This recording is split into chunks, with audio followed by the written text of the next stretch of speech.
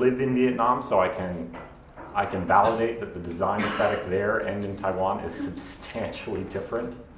I've lived in 5 countries now, so Taiwan, Vietnam, Germany, Switzerland, US, and I've visited probably 50. So there are a lot of differences, particularly in terms of the design aesthetic between countries. But nonetheless, I think this could have probably been better even within the Vietnamese market, frankly. And it is an international company, so they better nail English really well, right? The business that they do with the Thais across the border is most likely going to be in English. So what, these are branded coconuts? Yeah, it is a particular brand of coconuts. So they did what we would call a comprehension test. A comprehension test is very straightforward. It's where I explain the value proposition to somebody, and I'm not asking them if they will buy it. Okay, that is not what I'm asking them. I'm just asking them to explain it back to me in their own words. Okay, very important, in their own words. And then I'm just comparing what they said with what I meant. If they get it correct, that's a pass. If they get it incorrect or are not really sure, then that's a fail. So I'll give you an example. And this, I can't remember the exact words, but there are no German speakers in the room, so it doesn't matter anyway. The value proposition was, so I'm going to do the same thing with you. You have to explain it back to me in your own words. Are you an engineer by any chance? Of course. Okay, let me try somebody else. Engineer? I'm not, of course. Oh, you're not? Oh, okay.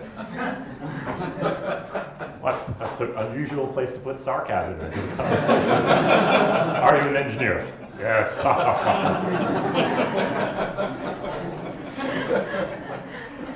It's just like, I'll screw with the American. That's cool. All right. So, IP telephony that allows you data portability. It's a phone to which you plug in your USB stick. Okay, right. So he explained it back to me in his own words. You're actually not too far off because it is something to do with phones, but that's not quite what I meant. Right? So I can. Smartphone. You mean like an iPhone? Also not the value proposition. Let me try again. Was it Skype? No, it was not Skype. This was Swisscom example. Phone with cloud storage connection. No, it has absolutely nothing to do with any of those things. If you actually got it, I would be tremendously impressed. Yeah, and specifically, I think in this case, I probably should have said data identification portability. Anyway, what these guys meant was, and again, I'm translating I'm translating badly from German. It is, hey, you can, when you're out of the office, you can call your customers as if with the same phone number from your business. Okay, that's it. Explain that back to me in your own words. You can use your own phone number anywhere. Yeah, that's pretty much it. It's not quite in totally different words, but that's enough difference where I'm like, okay, clearly you understood it. So I can call from any phone as if it was my business line. Right? That's it. Now, the team that came up with that value proposition, the first one and the second one, genuinely believed that it was perfectly clear. Like, they honestly believed that, especially because they were so deep into their market. They were just very technical people. And this was actually the marketing department that came up with this, so you can imagine how technical the engineers were. It depends who you market it. If you are pitching it to equally same level technical guys, then to them it makes perfect sense. And you're spot on there. Exactly. Good stuff. So right. If you go and pitch it to the general manager, then he will not probably understand you. So it's a question. The pitch might not be wrong. The question is who you're pitching it to. Exactly. So when you do this sort of test, you have to test with somebody who is the same basic vocabulary level as your target customer. Now, you don't need to target to your actual target customer. So if you're targeting chief marketing officers, you might be able to get away with the VP of marketing or maybe even a lower level marketing person. If you're targeting technical people, you might not have to talk to a 20-year senior engineer, but you might have to talk to somebody who attended a computer science degree. Okay? So same level of vocabulary, but it does not need to be your target customer. And that's an advantage because we don't want to waste our time. If you're targeting Fortune 500 companies, You only have 500 chances of this. Okay? You don't want to waste the first 100 just trying to make sure people understand what you're saying. That's a very bad use of your time. Now, today, we don't have time to run out of the building. Okay, you guys might do that later during the week. But I do want you to do this test quickly here. I want you to write down your value proposition. I assume that will not take so long because you guys have already been in business. Okay, so just please write down your value proposition. If you're writing more words than fit on a Post-it note, your value proposition is probably too complex. Okay? Just your basic value proposition. And I want you to go and test it in this room. Okay? So I know it's not the perfect test because maybe this isn't really like your value customer. Okay? But give it a shot. Pretty much everybody in this room should have some level of education unless you're doing something highly technical. Okay? I want you to test with at least 3 people per team, preferably 4.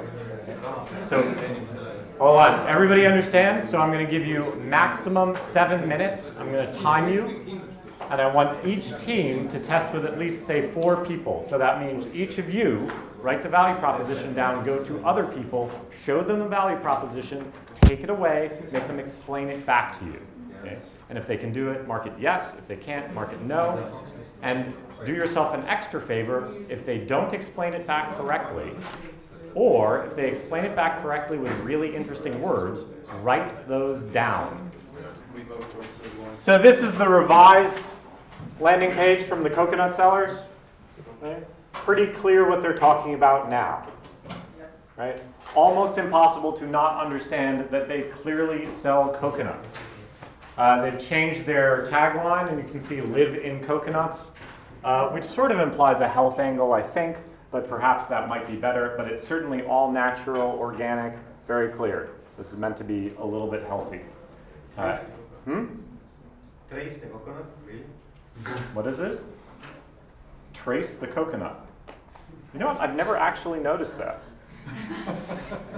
I never even noticed. You can see where it's from. A lot of fruits have it. You can see where it's from. Yeah, see where it's from. Maybe you can put in like the ID number and see exactly where your coconut is from. I don't know. Anyway, this is what we're trying to achieve. We want something that's super, super clear and understandable. I'll give you another real example from the B2B market. I worked with a Serbian company. Their first value proposition, this is actually before I worked with them, was it's very simple. They were an e-commerce optimizer, so they would increase the customer retention rate of their sales. So they would try and optimize, like, oh, you should tell the customer to buy something now. Give the customer loyalty points now, right? They would try and optimize the customer lifetime value. And their value proposition was very straightforward. It said, increase your customer LTV. Okay? So, what do you guys think of that value proposition? It's pretty straightforward, right? Do you think that most small and medium-sized businesses selling like chairs and shoes know what LTV stands for? No. So they changed it to increase your customer lifetime value. Do you think how did that one go? Still bad. Still bad, right? Because the customers, in their case, their customers don't know what lifetime value means. Right? So they wound up trying a lot of different things. I think eventually they winded up on something like make your customers buy more stuff, which is very clear. Or it also had like increase your customer loyalty. I think that was another one that tested pretty well. Comprehension testing does not assure that people will like your value proposition. It assures that people will understand it. Generally, when you do this test, you want to test with anywhere from 10 to 20 people. It's a very lightweight, small sample size test. And you want to have like at least 80% conversion rate. Right? If 80% of people don't understand what you're selling, well, obviously, that's your max limit for sales. Right? If only 20% of people understand your product, then you're never going to get more than 20% conversion rate on your landing page. Right? That's a limiting factor. So if your comprehension is only 50%, you're essentially saying that, well, I'm prepared to sell half of what I'm potentially could sell. Right? You're immediately halving all your sales.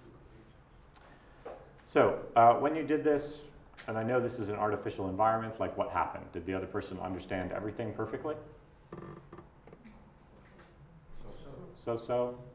Yes? No? So-so. And most of these people should understand, you guys have all met before for like a month, right? So is it surprising to you in the slightest that somebody you've known for a month and been working with for a month does not 100% understand your value proposition? No. No? Is that good or bad? Do you think they should understand it by now? I mean, in our case, we're dealing with construction. So very specific, okay. Yeah, so it's not surprising that everybody don't understand, but yeah, they should understand the value proposition. So like how it is better than others. Yeah. Can I grab this one again? Thank you, both of them. Like this is a very good example that's similar. So supercharge your passenger Wi-Fi, right? Which to me was very confusing, but to somebody in the city government who deals with transportation issues, it might make more sense. Right? And it's in this case, it means, tell them what it means more clearly. Yeah, we make the Wi-Fi on board of buses and trains faster. Right? But more specifically, you do passenger Wi-Fi for cross-border travels, okay, which is a little bit, certainly more specific than this. One of the problems that a lot of people have is they have very vague words, okay, like supercharge. That means different things to different people. Okay? So one of the problems you might have is if you have a very high conversion rate, so if you've got like 80% of the people understand your value proposition, there is a distinct possibility that your value proposition might be too vague. This sort of test does result in a false positive. Okay, false negative is when the result is actually negative, but I think it's positive. A false positive, it means I think it's positive, but it's actually negative. So like a false positive, when you get an STD test, is very unnerving. Guys understand that? No. No? All right. So I once tested for HIV, and it was positive. Okay? I do not have HIV. Okay? That is a false positive. Okay? False negative would be if I got the test results back, it said negative, and I was like, woohoo, but actually I have HIV. Okay? And actually, as an interesting side note, your doctor does not understand math. Just so you know. Okay? Anybody in this room ever gets a test result that kind of freaks them out about your health, about cancer, about anything like that, your doctor probably does not understand math. Okay? There is a significant chance that the test is wrong. Right? In my particular instance, because I do not have unprotected sex with lots of people, ever, I have a long-term girlfriend, the odds of me spontaneously getting HIV was essentially zero. Right? You don't know about your girlfriend then. Exactly. Okay? Now that's true. So there is a chance, right? It's not a 0% chance, but it exists, right? But the odds, okay, were in my favor because the result of false positive for that sort of test is around 1%. So if I think that my girlfriend has a 1% chance of cheating on me, the odds that the test is incorrect is about 50-50 actually, if you do the math. Anyway, that has nothing to do with startups, but just so you know, I found it very enlightening that no doctor will tell you that, oh yeah, the test might be wrong, or tell you the actual odds of your test being wrong. Anyway, so this test this test has a high probability of a false positive. Okay? If your value proposition has vague words in it, like supercharge, it may be a good idea if they didn't say it explicitly to say, what does supercharge mean to you? Okay? Another things I see very often are things like when people say, makes your life more awesome, makes you happier, things like that. Not a value proposition, way too vague. What makes one person happy makes another person miserable. I like going to Metallica concerts every now and again. That might make me happy, might make a lot of you absolutely miserable. Kind of a scary experience, actually. Just a question. Yeah. In essence, the three value propositions that work well is that you save time, save money, and what was the third one? I don't remember. So if you say that, okay, you improve your customer experience without saying, does it save you money or bring in more time or bring in more money or save money, is that the correct way to do it? Like leaving coconuts actually doesn't help you achieve anything.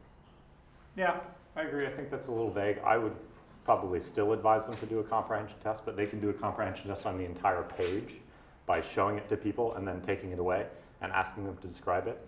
And if they came back and said, oh, I think they're very healthy organic coconuts, then maybe that's sufficient. Okay, because the image implies a lot about the quality and the source of the coconuts. Like you're literally, maybe this is coconut water that's, clearly it's as if you're drinking straight from the coconut. Maybe it's sufficient. But if they come back and it's very vague, or they don't say the things that you are really focusing on, like organic or traceable, then clearly you've missed the mark. I would say that you don't have to, that's my opinion, you don't have to say kind of, or try to put everything into this kind of one sentence.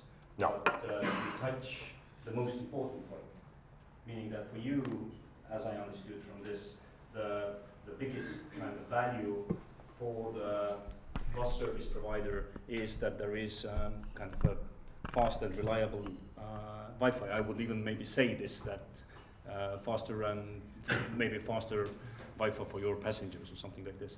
But I don't see that this is a question that it's either cheaper or whatever. Right. So there might be many different sub-value propositions. Exactly. Like the very typical thing is you got the top line, and then you might have a whole bunch of bullet points underneath that. You might have a really technical product, which is actually going to have a lot of detail.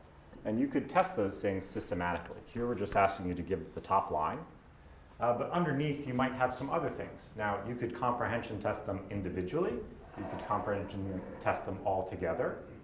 But generally you want people in your website or in your sales pitch to have a gradually increasing level of understanding about your product. So they ought to be able to read the top line and understand at least the basics, and they read a little bit more, they understand a little bit more, so you can test systematically going down.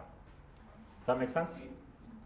So if you do this test live, 10 to 20 people is usually enough to detect major problems. Even you guys did it with just 1 or 2 people and you detected some things that weren't working, yes?